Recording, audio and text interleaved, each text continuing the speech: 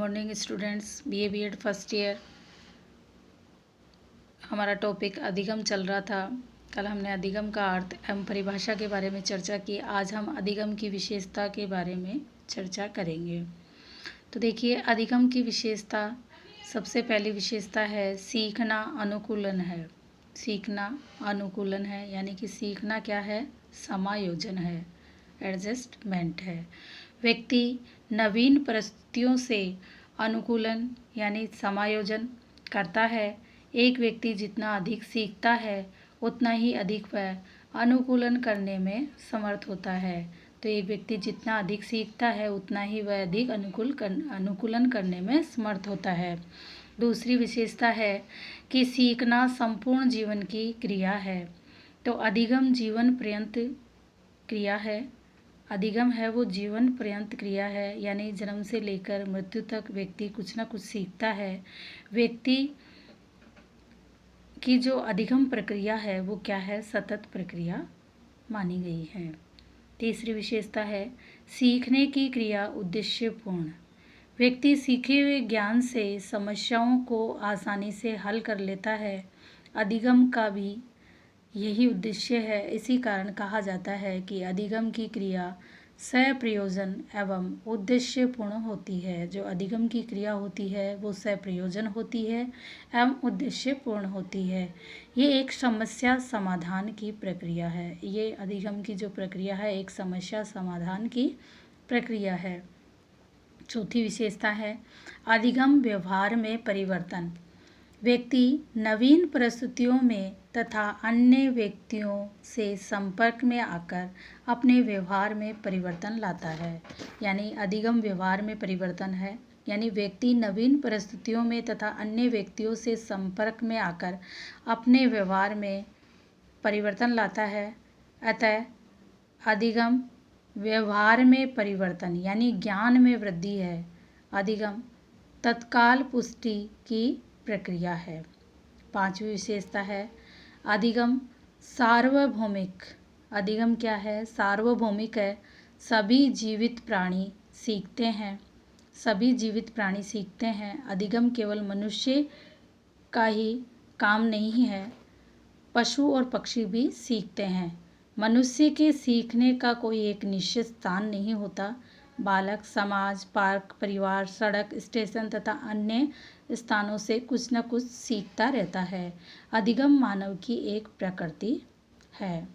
छठी विशेषता है सीखना वातावरण पर आधारित, यानी सीखना वातावरण आधारित। बालक बिना वातावरण के कुछ नहीं सीखता है।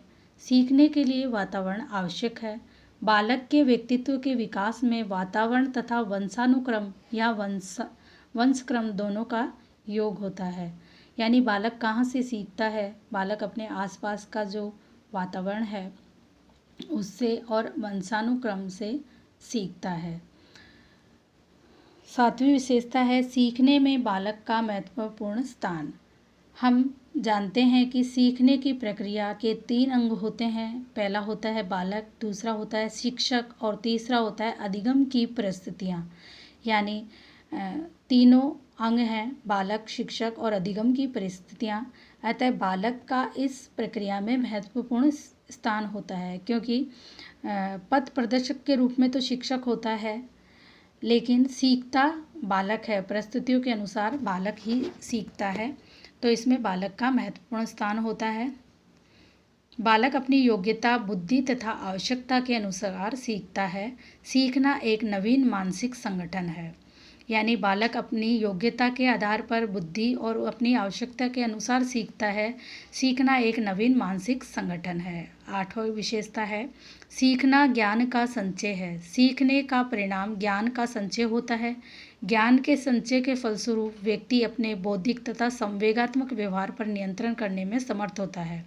यानी सीखना ज्ञान का संचय, सीखने का परिणाम ज्ञान का संचय होता है और ज्ञान के संचय के फलस्वरूप व्यक्ति अपने बौद्धिक तथा संवेगात्मक व्यवहार पर नियंत्रण करने में समर्थ होता है। अधिगम प्रक्रिया तथा परिणाम है तथा खोज की प्रक्रिया है। अधिगम प्रक्रिया तथा परिणाम है तथा खोज की प्रक्रिया है। अधिगम हेतु सक्रियता तो अधिगम हेतु सक्रियता, अधिगम के लिए बालक को सक्रिय होना आवश्यक होता है। बालक के निष्क्रिय होने पर अधिगम संभव नहीं है। अधिगम एक सक्रिय प्रक्रिया है, तो अधिगम एक सक्रिय प्रक्रिया है, तो अधिगम के लिए सक्रिय होना भी आवश्यक है। अगर व्यक्ति निष्क्रिय होगा तो अधिगम नहीं हो पाएगा। अधिगम अनुभवों की व्यवस्था है। केवल नए अनुभवों को प्राप्त करना अधिगम नहीं कहलाता। ये तो अनुभवों की एक ऐसी व्यवस्था होती है जो अपनी आवश्यकता के अनुसार व्यक्ति अपने अनुभवों को व्यवस्थित करता है, जिससे उसको संतुष्टि मिलती है। तो अधिगम अनुभवों की व्यवस्था है। केवल नए अनुभवों को प्राप्त करना ही अधिगम नहीं कहलाता। ये तो अनुभवों की एक व्यवस्था होती है और अपनी आवश्यकता के अनुसार व्यक्ति अपने अनुभवों को व्यवस्थित करता है और इससे व्यक्ति को संतुष्टि मिलती है। 11वीं विशेषता है अधिगम मानसिक विकास। बालक दिन प्रतिदिन नए अनुभव प्राप्त करता है। इसके इन अनुभवों के समुच्चय से उसका मानसिक विकास होता है। अधिगम के फलस्वरूप ही बालक का शारीरिक तथा मानसिक विकास होता है। तो बालक दिन प्रतिदिन नए अनुभव प्राप्त करता है, उसके इन अनुभवों के समुच्चय से उसका मानसिक विकास होता है और अधिगम के फलस्वरूप ही बालक का शारीरिक तथा मानसिक विकास होता है। मानसिक क्षमताओं के विकास की एक प्रक्रिया है। अगली है अधिगम व्यक्तिगत एवं सामाजिक कार्य हैं। व्यक्तिगत रूप से सीखना है, परंतु सीखना एक सामाजिक कार्य या प्रक्रिया है। अधिगम व्यक्तिगत एवं सामाजिक कार्य है। व्यक्तिगत रूप से सीखता है, परंतु सीखना एक सामाजिक प्रक्रिया भी है। अधिगम जनिक प्रक्रिया, अधिगम है वो जनिक प्रक्रिया भी है। अधिगम एक मानसिक प्रक्रिया ही नहीं वरन एक सामाजिक प्रक्रिया है। अधिगम एक जनिक क्रिया भी है। अधिगम एक विवेकपूर्ण कार्य, किसी कार्य को यत्रवत नहीं सीखा जाता। सीखना सदैव विवेकपूर्ण होता है। किसी भी कार्य को हम यत्रवत नहीं सीखते, अचानक नहीं सीखते, ये भी एक विवेकपूर्ण कार्य होता है। सीखना हस्तांतरणीय है, यानी जो सीखा हुआ ज्ञान है वो दूसरी क्रिया में स्थानांतरण होता है। तो सीखना है वो स्थानांतरणीय क्रिया है। तो सीखी गई क्रिया अन्य परिस्थितियों में उपयोग किया जाना अधिगम स्थानांतरण कहलाता है। उदाहरण के लिए बालक विद्यालय में सीखे गए गणित का उपयोग बाजार में सामान खरीदने के समय करता है और साइकिल चलाने वाले व्यक्ति को मोटरसाइकिल चलाने में सुविधा होती है। तो एक क्षेत्र में सीखा हुआ ज्ञान दूसरे क्षेत्र में काम आता है। बालक एक कक्षा में जो ज्ञान प्राप्त करता है उसका उपयोग वो अगली कक्षा में भी कर सकता है।